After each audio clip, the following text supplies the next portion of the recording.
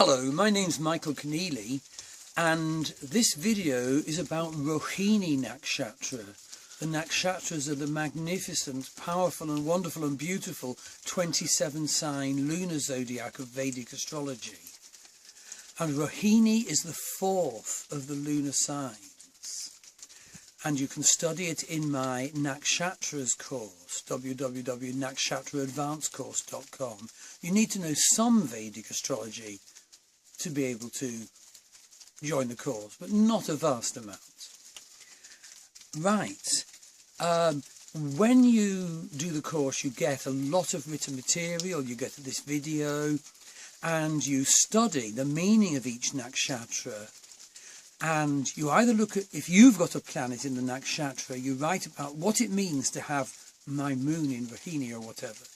If I've got a planet in a nakshatra, you write about what it means for Michael to have a planet in such and such nakshatra. So the communication is very authentic and genuine and testable and trustworthy. If neither of us have a planet in a nakshatra, as we work through the 27, well, you look at family members and or celebrities. So I'll need to refer to to a sort of print off of some of the study notes, because there's so much information. But what I want to say is that when you're studying the nakshatras, yes, you learn the system, all the different criteria by which a nakshatra is understood and judged. And then in part 2 of the course, how you can use sequences of nakshatras for the most powerful declaration of your destiny and your mind and your emotions and understanding and growing spiritually. But you mustn't just limit it to system. You also have to have a novelistic grasp. Otherwise it's not real. It becomes an unreal spiritual pose. Because the nakshatras are based on the moon's position at the moment we're born, so they describe our emotions and our emotional nature. We can't escape that. We have to know it.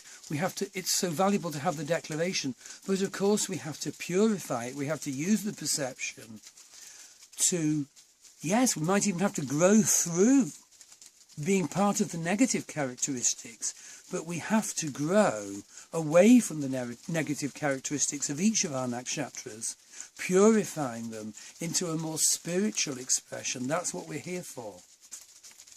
So what is the energy of Rohini? Well, I'll go through some of the characteristics. So first of all, the planetary ruler is the moon. And the deity is Brahma, Lord Brahma, or Prajapati. A very powerful creative deity. Brahma creates. What power! The symbol of Rohini is the chariot. Although perhaps in the past it was the agricultural cart, because Rohini is very much about fertility and wealth. And of course in a farming community you need a cart to carry your produce. But of course if you're noble, you'd have the chariot. And the power animal, because the wonderful thing is every nakshatra has a power animal. The power animal is the male serpent. Food for thought there. Serpents are very wise. Serpents can be cunning. Serpents can enchant. And the motivation, the ultimate motivation, is moksha or salvation. But you have to go through the negative characteristics of any nakshatra sign if you are to arrive at moksha or salvation. And in terms of the gunas, it's largely rajasic. There's 3 levels of analysis. It's rajas, tamas, rajas. So rajas is desire. Tamas is materiality. Hear that. It's a combination of desire and the material. Okay, it's all within the sign, in the 12-sign Vedic zodiac, it's all within the sign of Taurus. So think about Taurus, it's material, it's earth, and it's stuck and it's fixed, and those are its dangers. We'll be coming to those. So let's look at a few buzzwords, as it were. Passionate, sexually seductive, elegant, attractive and charismatic, alluring and wish-fulfilling, a creative nature. In the myth, and it's so important to look at the Nakshatra myths, the moon fell in love with her. She seduced him, and all the other Nakshatras got angry. They can love children, art and music, but above all they love luxury and prosperity. It's a fertile nature, so it's creative. And negatively, and this is very important, they become snobbish, pampered and materialistic. And even in alternative communities, which I've studied, I've noticed the Rohinis manage to be snobbish, pampered and materialistic, even if they're committed to tread lightly on the earth. Somehow they manage that. And they're critical of others who don't live up to their standards. You know, so if they're in a spa town, you know, the immigrant workers, you know, would very much be sort of sent on the errands. So they're smooth talkers and they're popular and charismatic in social circles, but you never really get to know the Rohini except in more intimate situations, because of course so often they're putting on the snobbish pose. And they're quite conservative and usually healthy and well living.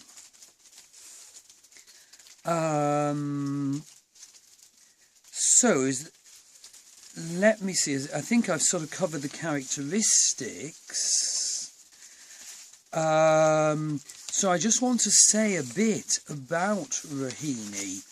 So Rohinis are actually, I think, quite martial. I mean, you could use the word bossy, maybe. These, of course, have to be purified. You see, because Taurus is so materialistic and gets stuck, so often they stick very firmly in a situation. So often they, you know, inherit wealth, get the rich husband or whatever, and then stay stuck. And sometimes they'll stay stuck so long, it'll all go wrong. And then, you know, so often sort of late middle age and onwards, you know, they've got all the material things, but they are not happy. And so the great call of Rohini is to use the material wealth and the creativity in a kind and giving way, not in a weak way, I'm not saying that, but in a way that isn't sort of fierce and stuck. I think it's a trap in marriage quite often, because quite often, you know, they sort of get the husband to support them, but in fact the relationship gets worse and worse, so the husband can be supporting them while they do quite unfortunate things, I have found. And of course they can put on the spiritual front and the husband pays for that. So, given that we're talking about human nature, the gifts of Lord Brahma, of creativity and wealth, have to be understood spiritually. That's my message for Rohini. It's so worthwhile studying the Nakshatras. Perhaps you can see that from what I've been trying to say.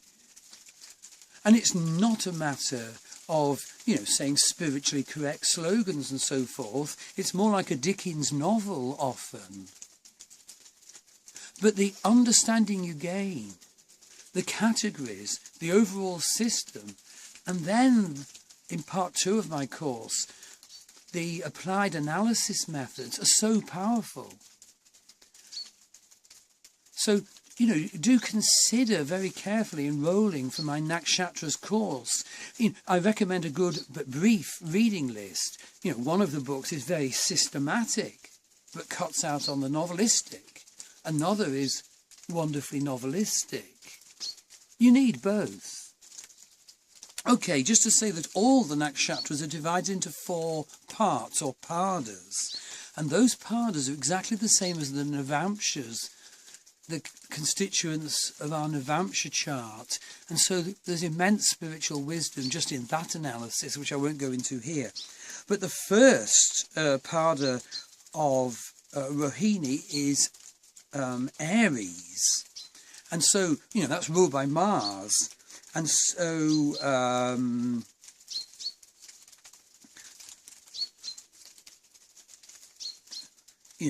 think about it. When desire is ruled by Mars, it can become very passionate and very demanding. The second is Taurus, which is quite a special pada because it is both Vargotama and Pushkara. Vargotama means in the same sign in the Navamsha as the birth chart, the Rashi chart. Pushkara is one of the special padas that have a healing potential, like Chiron, so that if you heal the problems of your nakshatra, your planet in that pada, you'll have great success. The third pada is Gemini, and the fourth pada is Cancer. And so, that's a water sign, so it brings a very different, more flowing and unstable energy. So this is only a brief video. Do enroll on the course, hear about each of the nakshatras in depth, study them in depth, the wisdom you gain about the nakshatras, about people, and about your spiritual purpose, and ways of healing and empowerment, techniques of healing and empowerment, are so worthwhile.